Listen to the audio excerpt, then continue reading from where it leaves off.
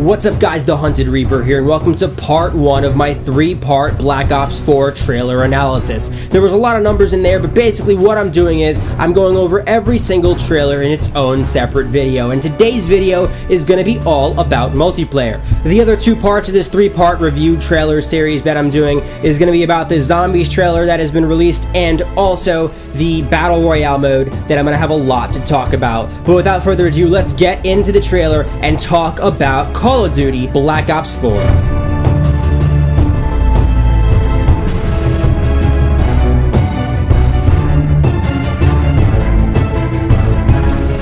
So as soon as I started watching this trailer, and I've watched it a bunch of times, I noticed it looks almost exactly like Black Ops 3 with a little bit better graphics added, but it is a lot more colorful. I also noticed that this time around, there are going to be a lot more boots on the ground action. There's no more wall running and jumping and all those futuristic gadgets that went along with Black Ops 3.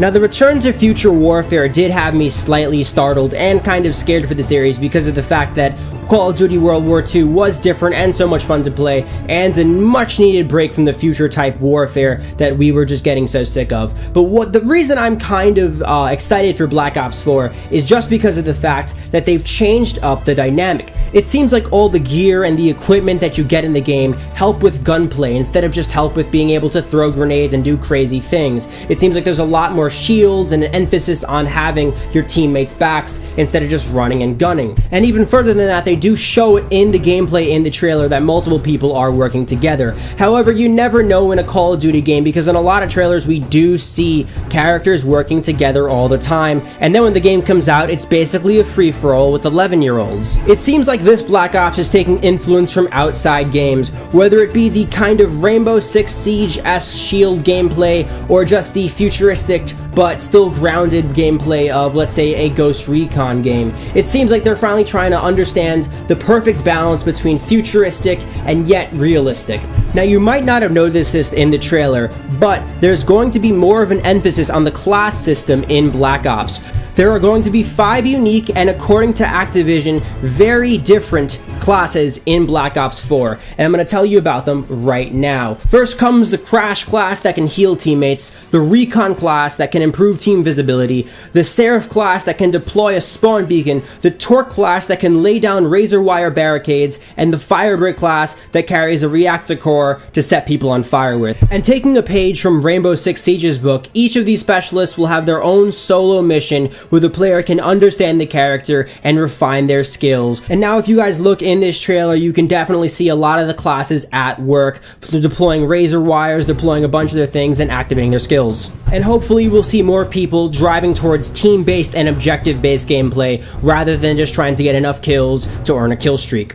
Now, one major change you can visibly see in this trailer is that players have health bars now, which is weird because of the fact that most players in Call of Duty die with 2 or 3 shots with most guns. Characters aren't that invincible in the game, and it kind of is weird to see health bars over characters in multiplayer, especially when I just said, basically, you can die in 1 shot, so what's the point of that? I'm thinking that there's going to be different levels of armor and different sets of armor that you can use as kill streaks, and it'll show some people, depending on what they see, if someone is wearing some very heavy armor or someone's wearing light armor, or to walk away from someone because they're activated some sort of juggernaut kill streak. And I feel like the health bar could be a good addition, but I do hope they give people the option to just take it out of the game depending on if it ruins the experience for them, because I'm looking at it right now and it looks pretty cool. It looks almost like a Tom Clancy game, but I wonder in the long run if it's going to become just an obsolete thing, especially if there's no classes that have more health or something like that, or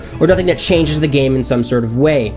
And from the looks of what I'm seeing right now in the trailer and in general, it looks like this game is going to focus a lot more on defense rather than offense. They have a lot of shields, defensive mechanisms, and things to trap people instead of just things to actively seek people out. And I think that's really cool because honestly, in real warfare, I don't think anyone's using, crazy predator bombs in the middle of a map. They're probably setting up defenses. So maybe we'll get some more realistic or tactical gameplay because of that. And honestly, the more tactical the gameplay in the game, the more fun and tense situations can get. Something that I have noticed on repeated views of this video is that there's a little bit more blood than usual for a Call of Duty game. When you see players being shot, a lot of more blood comes out of their character, and actually it surprised me at first, but then I realized Treyarch usually has gorier games. If you even think about Call of Duty World at War, one of the first scenes was literally someone slicing someone's throat out in an inverted way to save you from being tortured. So Treyarch does know how to make some pretty grotesque, awesome moments, and I do hope they up the gore factor on this. Black Ops is about always getting gritty, dirty, and doing the crazy things that no one else is around to do. So I do hope they up the gore a little bit, because it honestly provides an aesthetic to the game that makes it even a little more fun. One of the great things about the Black Ops series for me, and this is a side note, is the fact that I have been wary about every single Black Ops game after 1. Black Ops 2 was coming out and I was like, there's no way it's going to be good. I was getting bored of Call of Duty games already. But something that Treyarch has always done has been surprise me. I've loved Black Ops 1, the story in Black Ops 2 was awesome, and Black Ops 3 was a surprise. I really thought it was going to be another annoying video game about the future, but they did it well. And I feel like this Black Ops is going to be well thought out and well done. Treyarch hasn't disappointed me yet. I know Infinity Ward's disappointed me multiple times, and Sledgehammer Games has shit the bed so many times, but I really do believe that Treyarch does make awesome games, and even though that I have some speculation about the new kind of futuristic warfare they're bringing back, even though people didn't want it, I do think it's going to be a fun game to play. Another opinion of mine is that multiplayer should be triple flushed out now, just because of the fact that there is going to be no single player campaign. Usually when you pay for a Call of Duty game, you pay for single player, multiplayer, and zombies, and now they have not added single player in the game. There is a whole group of people that do enjoy playing the single player campaigns for Call of Duty, and especially in Black Ops, where the stories and campaigns have actually been genuinely fun to play, especially when a lot of the other Call of Duty campaigns are bland. The Black Ops campaigns, at least to me, are a lot of fun to play because their stories and their decisions, and just the overall kind of feel and emotions we've built over the characters over the years. However, with the lack of a single-player campaign, the developers did have a lot more time to focus on multiplayer, so now my standards are going to be extra high. Remember, Activision, Treyarch, Infinity Ward, these are AAA titles. These guys have budgets the size of the Infinity War, trilogy. There's a lot of money going into these games. So when you play these games, you want to see the amount of work, effort, and design they put into it, and the amount of nuance they put into it as well, because we don't just want the same game with a nicer coat of paint. The thing is, in this day and age, every game can look nice. It depends on the gameplay and what is done to the game to make it a tactical, fun adventure. Take PlayerUnknown's Battlegrounds, for instance. The graphics are shit, but guess what? People love it because the gameplay is solid. Now, in terms of new weapons, we do see a lot, including a grappling hooks, which will definitely make for some cool gameplay, and I do not know if you can grapple actual players and do like a cool finishing move, but hopefully and probably there will be that. We can also see a lot of new guns. However, these guns look a lot more grounded in reality compared to previous futuristic Call of Duty games. Now, while none of the guns look exactly alike to their real-life counterparts, they look like they have a lot of inspiration from them, and it looks like basically what guns would look like in maybe 10 years, instead of just Black Ops saying, well, 70 years from now, we're gonna have some lasers in the fucking video game, which no one ever wanted, or just Advanced Warfare saying, well, we're gonna put Jon Snow in space and see how that works out.